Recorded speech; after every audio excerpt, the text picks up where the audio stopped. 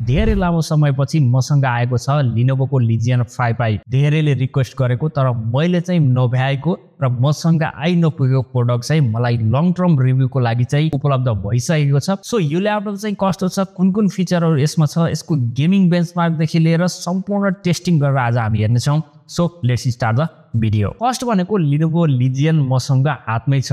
अब यो उठाउँदाखेरि यसको वेटको कुरा गर्नु छ भने अलमोस्ट 1.9 केजी जति यसको वेट रहेको छ। एकदमै हल्का छ, जसले गर्दाखेरि तपाईलाई नर्मल्ली हेर्नुहुन्छ भने गेमिङ ल्यापटप 2.5 केजी भन्दा माथिको रेन्जमा नै आउने गर्छ। तर यो चाहिँ एकदमै लाइट वेट छ, अन्डर 2 केजी को यसको वेट रहेको छ। र अब चार्जरहरू एड गर्नु छ भने अलिकति माथि त अभियसली जान्छ, तर ल्यापटपको मात्र हेर्नु छ भने अन्डर 2 केजी मा गेमिङ ल्यापटप पाउनु भनेको एकदमै राम्रो कुरा हो। अब यस ल्यापटपको डिजाइनको कुरा गर्ने भने यसमा लिजियन लेखेको छ टपमा र ब्रान्डिङ गरेको देख्न सकिन्छ। यहाँ चाहिँ हल्का माथिपट्टि उठेको जस्तो पनि एउटा चाहिँ दिएको छ यो बार, आई डोन्ट नो के भन्छ यसलाई चाहिँ। र पछाडिपट्टि हेर्नु छ भने यसमा चाहिँ भेन्ट्सहरू दिएको छ, 3 ठाउँमा भेन्ट्सहरू खुला रहेको छ। एउटा यहाँ छ अनि बीचमा छ अनि अर्को साइडमा चाहिँ गरेर 3 ठाउँमा चाहिँ भेन्ट्सहरू दिएको छ र बीचमा चाहिँ पोर्ट्सहरू HDMI पोर्ट्स र चार्जिङ पोर्ट चाहिँ यसमा दिएको छ। र यसको लेफ्ट र राइट साइडमा चाहिँ पोर्टहरू दिएको छ, त्यसको बारेमा हामी अगाडि चर्चा गर्नेछौँ। भिडियोमा अगाडि बढ्नुभन्दा पहिले चाहिँ स्पोन्सरको बारेमा कुरा गरिहालौँ। लिनोभो लिजियन 5i लाई रिभ्यू गर्नको लागि मलाई कम्प्युटर दरबारले उपलब्ध गराएको हो।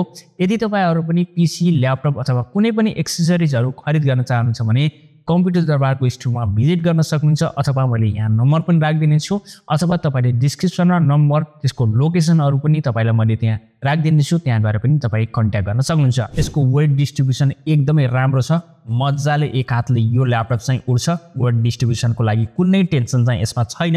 र यसको पछाडि हेर्नुहुन्छ भने यसमा रबर ग्रिपहरू दिएको छ ग्रिपको लागि, र भेन्ट्सहरू दिएको छ। दुईवटा फ्यान चाहिँ यसमा युज गरिएको छ, त्यही भएर यसमा चाहिँ भेन्ट्सहरू पनि तपाईले देख्न सक्नुहुन्छ। एक छेउदेखि अर्को छेउसम्मको लागि रबर ग्रिप पनि दिएको छ, जसले गर्दाखेरि मजाले टेबल अथवा तपाई केमा राखेर यसलाई चाहिँ युज गर्नुहुन्छ त्यसमा चाहिँ मजाले अड्डिन्छ, चिप्लिने चाहिँ डर हुँदैन। अब यसमा पछाडिपट्टि हेर्नुहुन्छ भने तलपट्टिको साइडमा दुईवटा स्पिकर दिएको छ। यसको आवाज पनि कस्तो छ त्यसको बारेमा पनि टेस्टिङ गरेर हामी पछि हेर्नेछौँ। र ओभरअल रूपमा भन्दाखेरि यो ल्यापटपको लुक चाहिँ एकदमै राम्रो लाग्यो मलाई चाहिँ। सिम्पल छ, मिनिमलिस्टिक छ, तर एकदमै इम्प्याक्टफुल जस्तो लाग्यो मलाई चाहिँ। धेरै RGBहरू राखेर यताउति फङ्की सङ्की धेरै कलरहरू मिसाएर गरेको छैन, एकदमै सिम्पल ब्रान्डिङको साथमा लिनोभोले लिजियनलाई चाहिँ झिकेको छ। अब बिल्ड क्वालिटीको कुरा गर्ने भने यसको बिल्ड क्वालिटी डिसेन्ट नै रहेको छ। टपमा चाहिँ एल्युमिनियम युज गरिएको छ भने यसको ब्याक साइडमा चाहिँ PCABS युज गरिएको छ, जुन चाहिँ अगेन राम्रो खाले प्लास्टिक हो। सो बिल्ड क्वालिटी पनि डिसेन्ट नै रहेको छ। र यसको लिनोभोको तलपट्टि चाहिँ यहाँ लिनोभो भनेर ब्रान्डिङ पनि गरेको देख्न सकिन्छ। अब यो पर्टिकुलर ल्यापटप चाहिँ कुन स्पेकको साथमा आउँछ यसको स्पेक सर भनिहाल्छु म चाहिँ। यो ल्यापटप चाहिँ इन्टेलको कोर i7 14700HX प्रोसेसरको साथमा आउँछ, जसमा 20 कोर र 28 थ्रेड तपाईले प्राप्त गर्न सक्नुहुन्छ भनिसकेपछि एकदमै बिस्ट रहेको छ। यसमा 16GB को DDR5 RAM दिएको छ र यसलाई पनि तपाईले अपग्रेड गर्न सक्नुहुन्छ 32GB सम्म। त्यस्तै गरेर यसमा 1TB को Gen 4 SSD दिएको छ र यसमा दुईवटा M.2 स्लट पनि तपाईले प्राप्त गर्न सक्नुहुन्छ। यसको रिड एन्ड राइट स्पिड एकदमै राम्रो छ। ट्रु Gen 4 SSD चाहिँ यसमा लागेको छ। अब यो SSD को रिड स्पिड चाहिँ 7000 प्लस रहेको छ भने राइट स्पिड चाहिँ 5690 रहेको छ। ट्रु Gen 4 SSD को पावर चाहिँ यसमा दिएको छ, जसले गर्दाखेरि यो चाहिँ एकदमै फास्ट हुन्छ। तपाईलाई डाटाहरू ट्रान्सफर गर्न होस्, तपाईँ एप्सहरू लोड गर्न होस् अथवा गेमहरू लोड गर्न होस्, यो SSD ले चाहिँ तपाईलाई एकदमै फास्ट डाटा ट्रान्सफर गरेर दिन्छ। अब ग्राफिक्स कार्डको कुरा गर्ने भने यसमा NVIDIA को RTX 5060 8GB VRAM को ग्राफिक्स कार्ड दिएको छ। 115 वाट को यसमा म्याक्स TGB तपाईले प्राप्त गर्न सक्नुहुन्छ। अब यसको TGB अनुसार र यो 5060 ले कतिको परफर्मेन्स दिन्छ हामी गेमिङ बेन्चमार्कहरू पनि हेर्नेछौँ। र यसको गेमिङ बेन्चमार्क अगाडि तपाईलाई मैले देखाउने छु। अब यसमा क्यामेरा चाहिँ 5 मेगापिक्सलको यसमा क्यामेरा दिएको छ र यसमा तपाईले 2K भिडियोलाई चाहिँ मजाले रेकर्ड गर्न सक्नुहुन्छ। 30 FPS 16:9 एस्पेक्ट रेशियो यसमा दिएको छ। 1080p मा पनि मजाले रेकर्ड गर्न सक्नुहुन्छ। तपाईले यी अप्सनहरू चाहिँ मजाले चेकआउट गर्न सक्नुहुन्छ। र यसको क्यामेरा क्वालिटी पनि डिसेन्ट नै रहेको छ, त्यस्तो धेरै उज्यालो छैन, तर पनि यसमा मेरो फेस चाहिँ क्लियर देखिरहेको छ।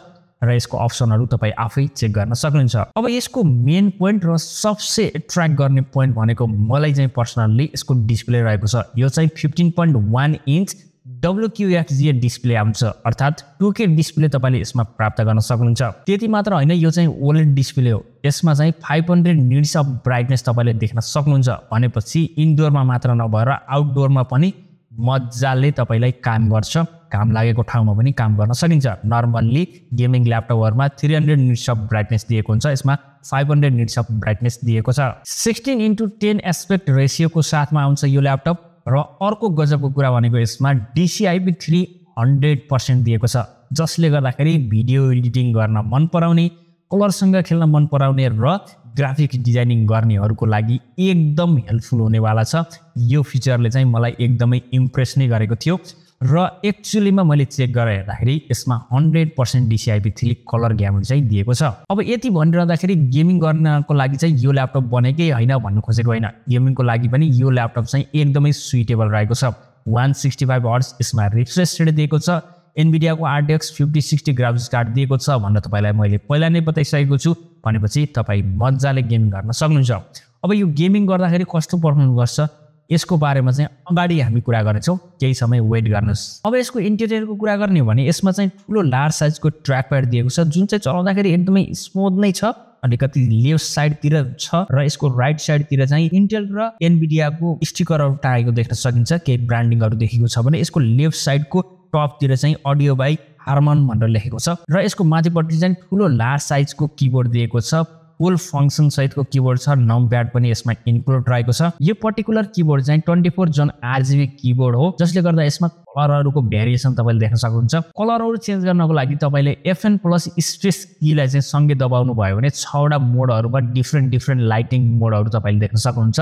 त्यो चाहिँ अब ल्यापटप किनिसकेपछि तपाई आफै पनि चेक गर्न सक्नुहुन्छ। अझको गजबको कुरा यो डिस्प्ले एकदमै ब्राइट रहेको छ, आउटडोरमा पनि मजाले युज गर्न सक्नुहुन्छ र डिस्प्लेलाई चाहिँ युज गर्दाखेरि तपाईले ब्राइटनेसलाई एडजस्ट पनि गर्न सक्नुहुन्छ। 10 स्टेपसम्म यसलाई तल घटाउन पनि सक्नुहुन्छ भने यसलाई 10 स्टेप माथि पनि बढाउन सक्नुहुन्छ म्याक्स लैजानको लागि, जसले गर्दाखेरि आउटडोरको लागि यो ल्यापटप चाहिँ पर्फेक्ट रहेको छ। नत्र अरु ल्यापटपहरुमा तपाईले हेर्नुहुन्छ भने नर्मल्ली 300 निट्स अफ ब्राइटनेस अथवा 350 निट्स अफ ब्राइटनेस तपाईले म्याक्सिमम देख्न सक्नुहुन्छ। र यसको सिधा माथि चाहिँ तपाईले हेर्नुहुन्छ भने लिनोभोको लागि चाहिँ एउटा स्विच दिएको छ र त्यो स्विचको कलर पनि परफर्मेन्स अनुसार चेन्ज हुन्छ। त्यसको लागि चाहिँ Ctrl+Q तपाईले दबाउनु भयो भने त्यसको कलर चाहिँ कुन मोडमा छ, क्वाइट मोडमा छ, ब्यालेन्स मोडमा छ अथवा परफर्मेन्स मोडमा छ, त्यो अनुसारले त्यो चेन्ज हुँदै पनि जान्छ। बाकी यसको इन्टेरियर यति नै हो, राम्रो छ, एकदमै नीट एन्ड क्लीन छ, त्यस्तो फङ्की केही पनि दिएको छैन, जसले गर्दाखेरि मलाई चाहिँ सुरुमा खोल्दाखेरि नै एकदमै इम्प्रेसिभ लागेको थियो। अब ल्यापटपहरुमा खास गरेर स्क्रिनको ओभल इस्यु पनि धेरै आइरहेको हुन्छ। अब यसमा स्क्रिन ओभल इस्यु छ कि छैन भनेर पनि मैले चेक गरेको थियो, यसमा ओभल इस्यु चाहिँ बिल्कुलै छैन भन्दा पनि हुन्छ। मलाई चाहिँ एकदमै राम्रो लाग्यो। यो भन्दा पहिलाका ल्यापटपहरु रिभ्यू गरेर पनि हेरेको थियो, त्यसमा चाहिँ अब LQ सिरिजहरु खास गरेर तिनी बजेट सिरिजहरुमा आउने ल्यापटपहरुमा चाहिँ अलिकति बढी ओभल इस्यु चाहिँ देख्न सकिन्थ्यो भने यसमा चाहिँ मैले ओभल इस्यु चाहिँ पाएन। बिल्ड क्वालिटी पनि यसको गजब नै रहेको छ। पोर्ट्सको कुरा गर्ने हो भने यसमा लेफ्ट र राइट साइडमा टन्नै पोर्ट्सहरु तपाईले देख्न सक्नुहुन्छ। यसमा टाइप A पोर्ट दिएको छ, टाइप C पोर्टहरु दिएको छ, 3.5 mm को हेडफोन र माइकको लागि कम्बो पोर्ट दिएको छ भने यसको ब्याक साइडमा चाहिँ एउटा HDMI को पोर्ट छ भने अर्को भनेको चार्जिङ पोर्ट मात्र तपाईले देख्न सक्नुहुन्छ। स्पिकर चाहिँ यसमा 2 वाटको 2 वटा स्पिकर लेफ्ट र राइट साइडमा बटममा तपाईले देख्न सक्नुहुन्छ र यसको अडियो क्वालिटी चाहिँ कस्तो हुन्छ मैले तपाईलाई सुनाएर पनि देखाउने छु।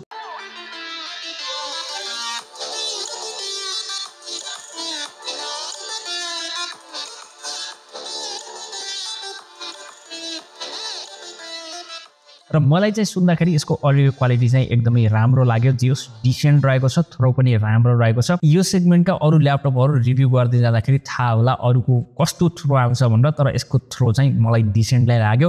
त्यति धेरै लाउड र नोइज चाहिँ छैन, तर पनि यसको थ्रो चाहिँ राम्रो छ, मिठो सुनिन्छ।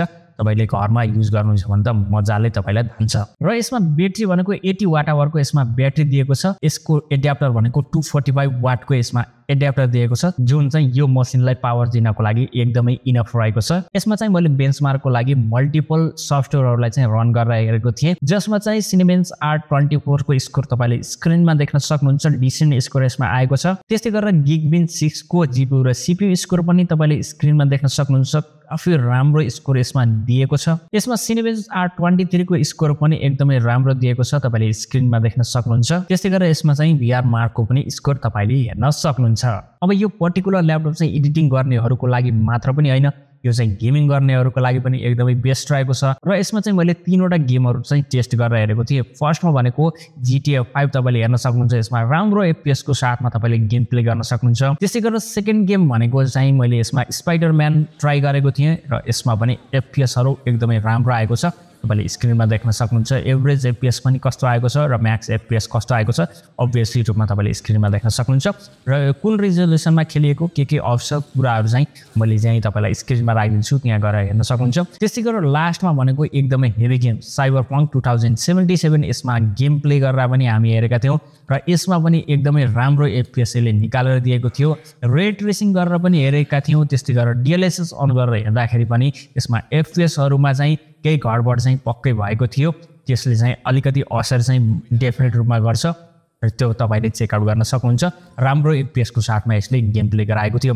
लगभग 1.5 घण्टा गेम खेल्दा पनि यसको टेम्परेचर भनेको एकदमै स्टेबल लाग्यो मलाई चाहिँ। त्यस्तो हाई टेम्परेचर हुने र तात्ने र ल्याग हुने समस्या चाहिँ कतै पनि देखिएन। अब लिनोभोको लिजियन को बारेमा चाहिँ धेरै कुराहरू चाहिँ राम्रो पनि छ यो ल्यापटपमा, तर केही कुराहरू चाहिँ यसमा कमी पनि रहेको छ।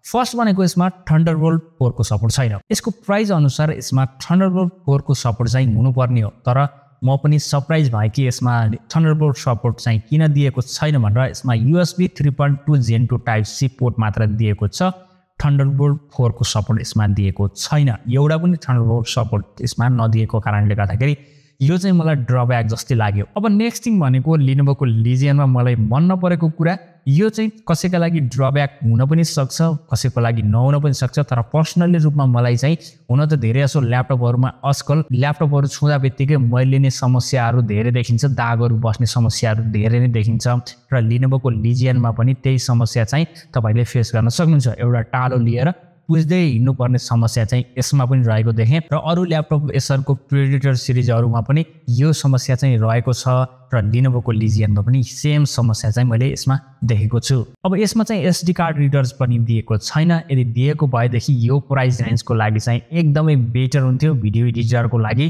कार्ड रिडरहरू खोजिराख्नु पर्ने झन्झट पनि हुँदैन थियो। यो दिएको भए एकदमै बेटर हुन्थ्यो। यो चाहिँ मेरो पर्सनल फिलिङ हो, आफूले भोगेको समस्याको रूपमा चाहिँ मैले तपाईलाई बताउँदैछु। सो लिनोभो लिजियन 5i को बारेमा बनाएको मेरो डिटेल भिडियो चाहिँ यही नै थियो। इम्प्रुभ गर्ने कुराहरू चाहिँ धेरै नै छन् र अलिकति म चाहिँ आउटसाइड भएको कारणले गर्दाखेरि अलिकति यहाँ चाहिँ अब क्यामेरा एंगलहरूको कुराहरू भयो, सबै कुराहरू चाहिँ अलिकति मिलेको छैन र रिभ्यूको लागि चाहिँ केही एक्स्ट्रा सफ्टवेयरहरू र गेम प्लेहरू पनि अझ थपेर तपाईलाई चाहिँ अझै डिटेलमा चाहिँ देखाउने म प्रयास गर्नेछु। अहिलेको लागि चाहिँ अब यही नै थियो। यदि तपाईहरु पनि हाम्रो भिडियोहरू हेर्नुहुन्छ, हामीलाई मन पराउनुहुन्छ र बाँकी रिभ्यूहरू तपाईले आउने फ्युचरमा हेर्न चाहनुहुन्छ भने हामीलाई सब्स्क्राइब गरेर सपोर्ट गर्न सक्नुहुन्छ। तपाईका केही जिज्ञासाहरू छन् भने कमेन्ट बक्समा मजाले कमेन्ट पनि गर्न सक्नुहुन्छ र मैले भन्ने क्रममा र बोल्ने क्रममा चाहिँ केही मिस्टेकहरू छ भने तपाईले पोइन्ट आउट गरेर यहाँ चाहिँ मिस्टेक भएको छ भनेर तपाईले सजेसनहरू पनि दिन सक्नुहुन्छ। सो नेक्स्ट भिडियोमा नयाँ रिभ्यूको साथ फेरि उपस्थित हुन्छौँ। टिल देन नमस्ते एन्ड जय नेपाल।